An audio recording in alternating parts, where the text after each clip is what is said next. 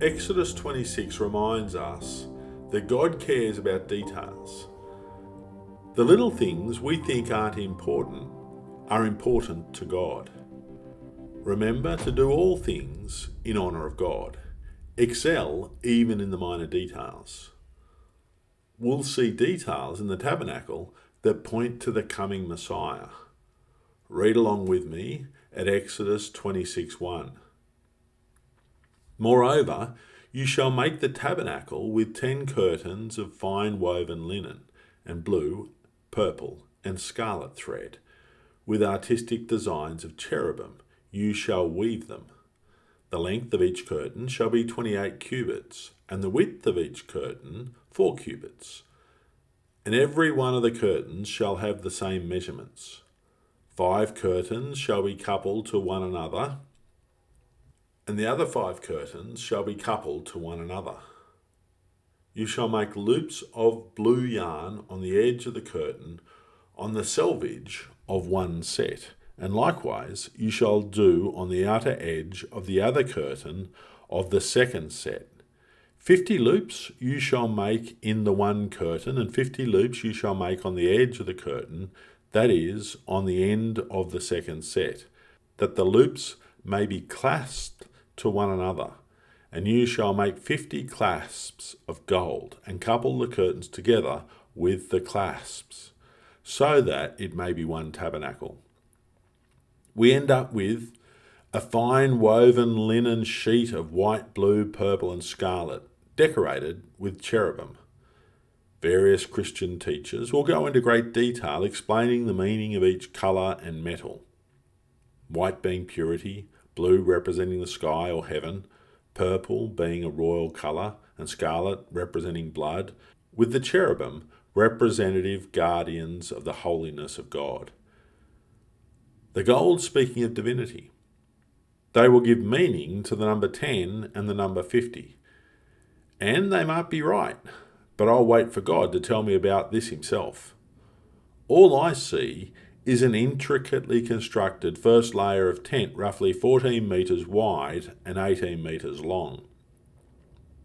From inside the tabernacle, you would only see this linen on the ceiling.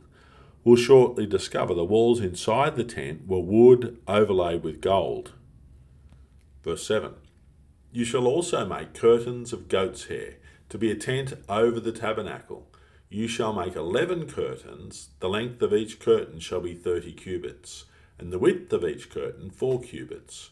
And the 11 curtains shall all have the same measurements. And you shall couple 5 curtains by themselves and 6 curtains by themselves. And you shall double over the 6th curtain at the forefront of the tent. You shall make 50 loops on the edge of the curtain, that is, outermost in one set, and 50 loops on the edge of the curtain of the second set. And you shall make 50 bronze clasps. Put the clasps into the loops and couple the tent together that it may be one. The remnant that remains of the curtains of the tent, the half curtain that remains, shall hang over the back of the tabernacle, and a cubit on one side and a cubit on the other side of what remains of the length of the curtains of the tent shall hang over the sides of the tabernacle on this side and on that side to cover it. Over the top of the embroidered fine linen, a slightly larger goat's hair protective cover was placed. Bronze, often in Scripture, is the metal of judgment or refining. This goat's hair provided a layer of insulation against the harsh desert winds and weather. Verse 14. You shall also make a covering of ram skins dyed red for the tent, and a covering of badger skins above that. And for the tabernacle you shall make the boards of acacia wood standing upright. 10 cubits shall be the length of a board, and a cubit and a half shall be the width of each board. 2 tenons shall be in each board for binding one to another. Thus you shall make for all the boards of the tabernacle. And you shall make the boards for the tabernacle, 20 boards for the south side. You shall make 40 sockets of silver under the 20 boards, 2 sockets under each of the boards. for its tenons. And for the second side of the tabernacle, the north side, there shall be 20 boards, and there 40 sockets of silver, 2 sockets under each of the boards. For the far side of the tabernacle, westward, you shall make 6 boards, and you shall also make 2 boards for the 2 back corners of the tabernacle. They shall be coupled together at the bottom, and they shall be coupled together at the top by 1 ring. Thus it shall be for both of them. They shall be for the 2 corners.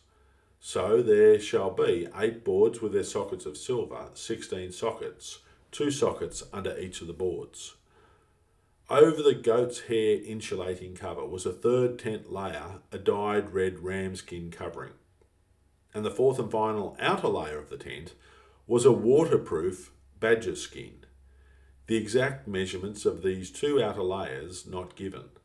Some say the exterior covering was porpoise or dolphin skins. When the Levites stood inside the tabernacle, they would have seen 2 luxurious golden walls. In the Holy of Holies, where the ark sat, 3 of the walls would have been golden overlaid acacia boards.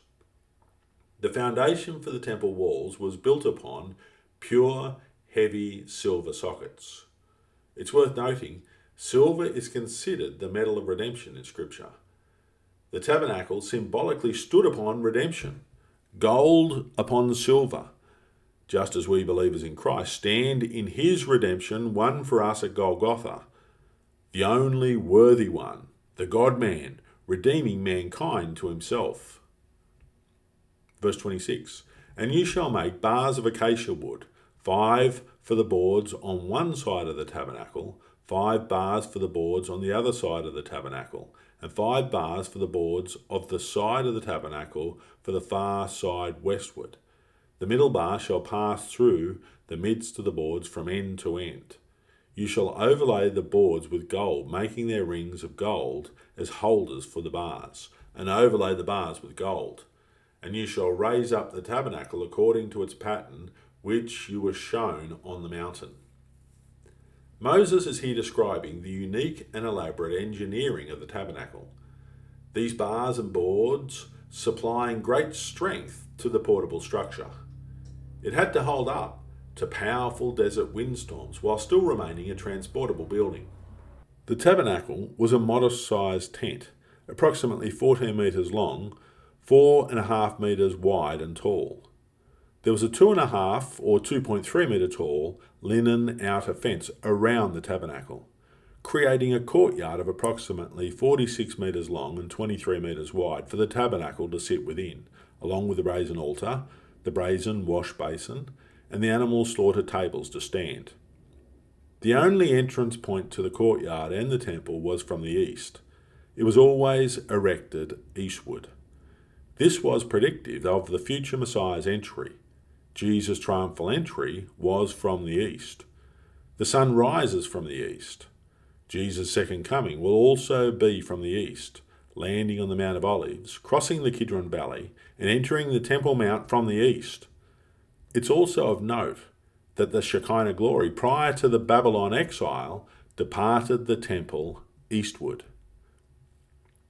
Verse 31, you shall make a veil woven of blue, purple, and scarlet thread, and fine woven linen.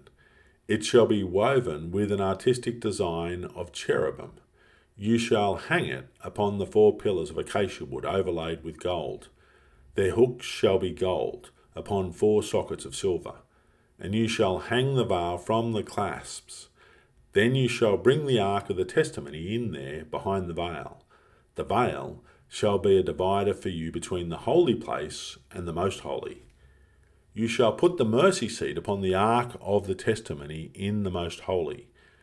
You shall set the table outside the veil, and the lampstand across from the table on the side of the tabernacle toward the south, and you shall put the table on the north side. You shall make a screen for the door of the tabernacle, woven of blue, purple, and scarlet thread, and fine woven linen, made by a weaver. And you shall make for the screen 5 pillars of acacia wood, and overlay them with gold. Their hooks shall be gold, and you shall cast 5 sockets of bronze for them. The final crucial element of the tabernacle is here described, the veil that divides the holy temple into two. Behind the veil is the most holy place, the Holy of Holies, where the Ark of the Covenant sat, covered by the mercy seat. And in the Ark was the 10 Commandments, Aaron's rod that budded, and the golden pot of manna.